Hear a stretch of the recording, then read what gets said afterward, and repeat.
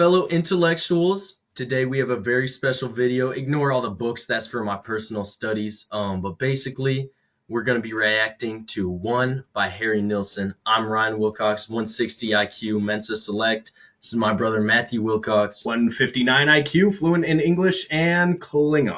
Alright, so we're getting ready. Alright, so here's the video. I mean, just looking at the image, it doesn't really make a lot of sense to me because it's a floating dude's there's no neck. That's what is kind of tripping me off. But every intellectual knows that the human body requires both a head and a neck to function. And this is true, like scientifically.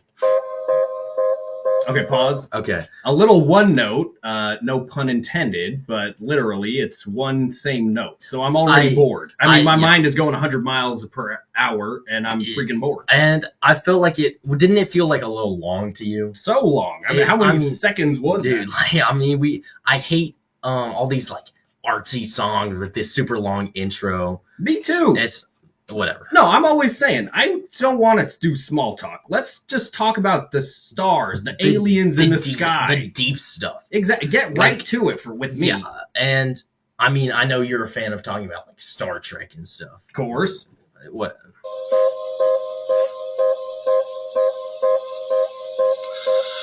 One is the loneliest number that you'll ever do. Okay. So that actually does not make sense to me, because I feel like 0 would be a lonelier number than 1. Even lonelier than that. -1 per chance. The number that's so lonely it was imaginary. It's not even a real number. It's not real. So yeah, 1 is not the loneliest. 1 is not the loneliest. Not to mention, quite a few of us know 2 can be lonely if the girl across from the table is not interested in Star Trek. I've never had that experience.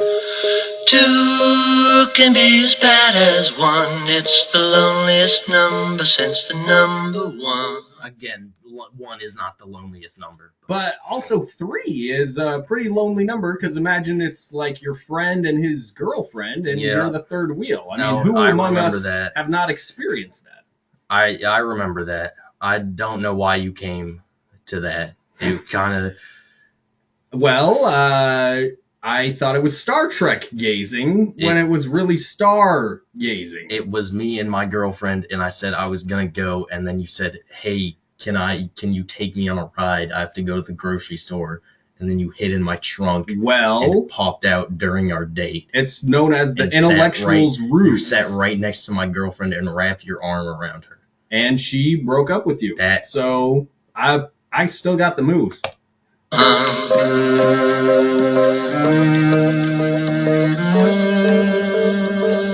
Okay, is it just me, or does that sound like a whale call? Exactly. Dude, what is up with your weird singing?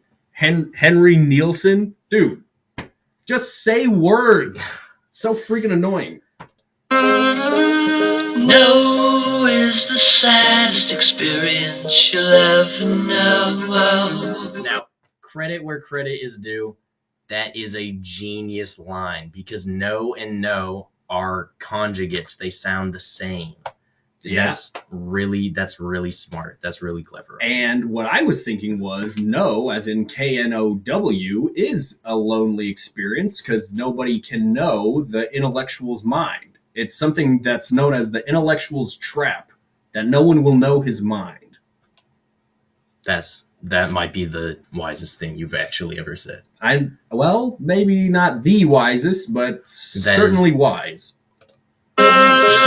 Yes, it's the saddest experience you'll ever know. Okay, so that actually doesn't make sense to me, because he just said no was the saddest experience, and now he's saying yes. He's saying yes is the saddest experience. Dude, this is what we in the intellectual community call the intellectual's contradiction. When a man will contradict himself trying to make a point, and it makes no sense. Not to mention, I'm still hung up on what is up with his floating head.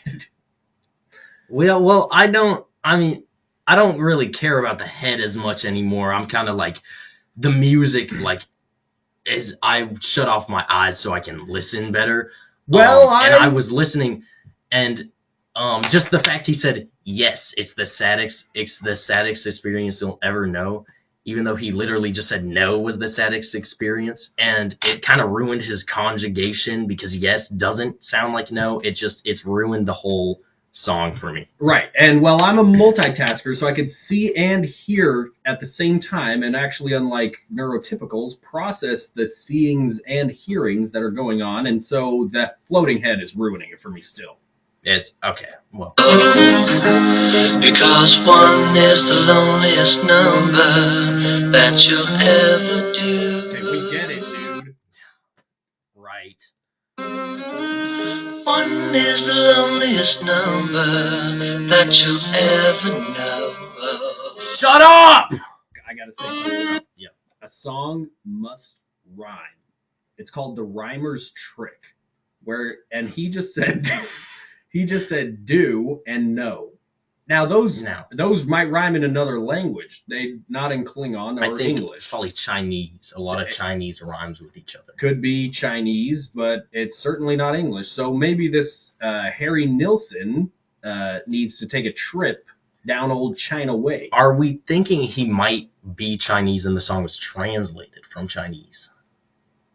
That just blew the whole case wide open. Because Chinese people are always saying this exact stuff. Right. And it's why China is a million years behind the United States and will never match us. They're all saying this like weird intellectual. They claim it's intellectual, but like Confucius, he was full of complete garbage. Dude, like, I call him Confusion. That's a good one. That's a good one. Yep. He does kind of look Chinese in this image. Yeah, I could see it. Imagine if his hair was instead of yellow, which is not a hair color, it was black. Black, yeah. And imagine instead of having like that, his hair down, he had it in a knot in the back of his head. And if the Great Wall of China was in the background, then that would certainly be a hint. Or Xi Jinping, which is actually the head of the Chinese Communist Party. And I don't think it's coincidental that he's the head of the Chinese Communist Party and there's a head on this album cover.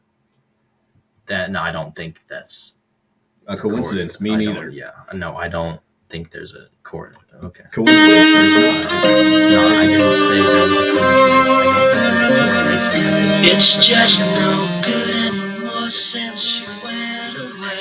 Guys, shut up, dude. We're trying to have a conversation. I forgot it was a song. I thought it was a dude talking. But that's how bad the song is, that I thought a guy was talking. I mean, it's clear to me why you didn't get 160 on the test. I'll just say that. Now I spend my time just making rhymes of yesterday. No, first of all, you don't make rhymes unless you're Chinese. Second of all, you didn't make Yesterday. That song came to Paul McCartney in a dream, and then he made it. If he was actually saying he made rhymes yesterday, he wouldn't be saying I'm making rhymes yesterday, because the English language has what's called past tense. I mean, maybe Chinese. I don't think Chinese has past tense. Nope. But in English we have past tense. He probably should have hired a translator, but it should be made yesterday. This song is Chinese. It's got to be. It does have a Chinese tune, and you can tell there are Chinese instruments in it. Yeah. Mandolin. I hear some mandolin. Yeah. Because one is the loneliest number that you'll ever do. One is the loneliest number that you'll ever know. One is the loneliest number. One is the loneliest number. One is the loneliest number that you'll ever do. We didn't hear it the first 100 times. Oh my gosh. Can we talk about the repetition? Now, Chinese, I think there's an explanation for this. Chinese, there's a lot of repetition. Like, they say sentences like over and over again. Sometimes, like my last trip to China, people only said like one sentence to me just over and over again. And I'm not going to repeat what they said because I fear it might be like racist if I tried to imitate their guttural language. But it was like they just say things over and over again. And I think that's a main reason why China's behind. And they say history repeats itself, and that's certainly true in the case of China. From back in the olden days, the Great Wall of China, to now today, we have what's known as the Great Firewall of China, aka their censorship that keeps them behind America. Yeah, yeah. And did you actually hear that in China they banned Winnie the Pooh because the president of China was so embarrassed that he looked like Winnie the Pooh? I thought he was Winnie the Pooh. No, well, he's not the bear, because it's Winnie the Pooh bear. Right. Winnie the Pooh was a bear. Yeah. Oh my. Well, he is just evil.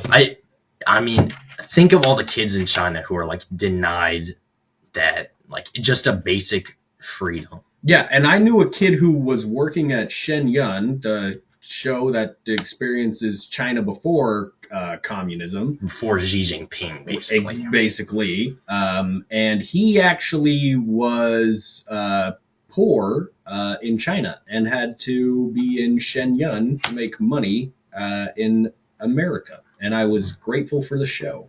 Yeah, and it's just great because in China he just had no opportunity to make money. No, you don't have an opportunity to make money. If you don't have money, you can't make it. Like, I wonder if they might still use the barter system in China. Except in the touristy places. They very well might, because I know the government has a monopoly on printing and distributing money, and won't accept, if you make your own money, they will throw you in jail. I mean, that's like barbaric that a government would do that. Exactly. That sounds like the Middle Ages. Yeah. Yep.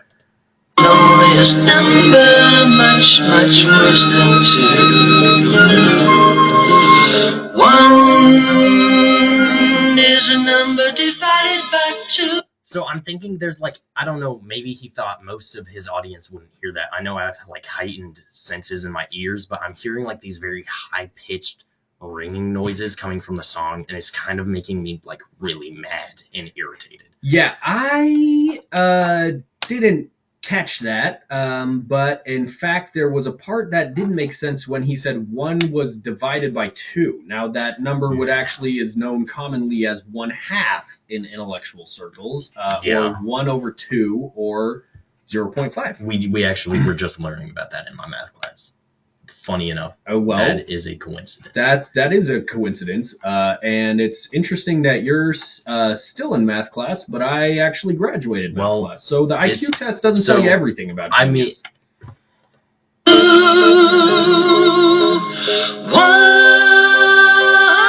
mean, it is designed. It is literally like perfect. It has been proven to like show like intelligence. Like, I mean, you're saying that it's not.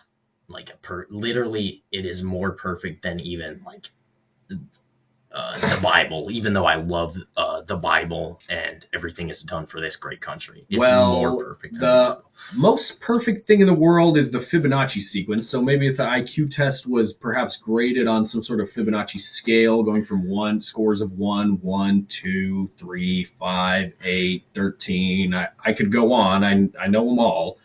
Then I would think it's perfect, but actually it's graded on a scale of 1 to 100, and that's not perfect. That's okay. Well, it's not.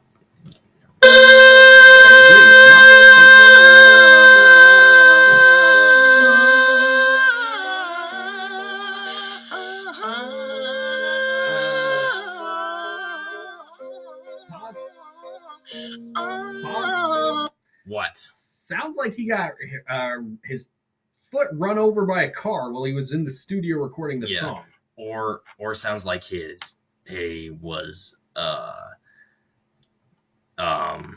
sounds like he was punched in the gut. Yeah, or like maybe a scorpion or squirrel latched onto his balls and made him scream. Yeah. So this guy, Henry Nilsson, needs to really get better security so that intruders don't invade the studio when he's recording a song. I can't imagine what I would do if that happened when I was doing my studies. Well, okay, so you're doing studies, yet you're finished with school. Well, it's sort of a passion project of mine. I'm trying to explore where the idea of the female anatomy comes from.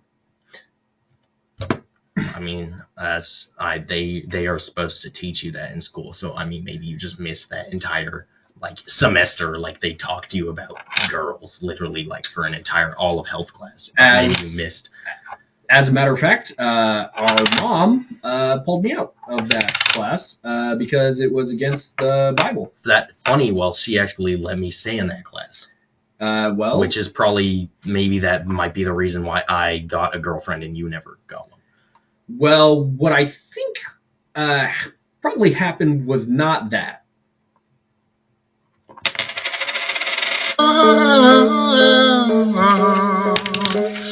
One is the lowest number. How long is this video? I disagree with his thesis. I mean, we've been saying that the whole time, though. Me too. What are those things? I don't know. I can't get them off the screen. They're just Vivo? Not even a word. okay. So that was really interesting, guys. We learned a lot. Wait. The ears must be malfunctioning because... Never mind. So, basically, we learned a lot from that video. Yeah, I gotta say... one thing. I like how Norm Macdonald appeared at the end there.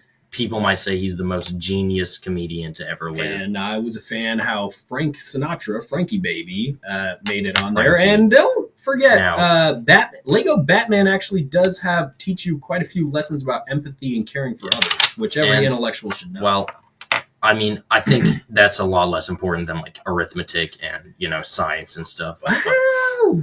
I think I agree to disagree. Basic truths are, I think, the most important part. But anyways, thank you guys for watching the video. We had a great time recording, and we'll all see you next time. And God save the king. God save the king. Goodbye.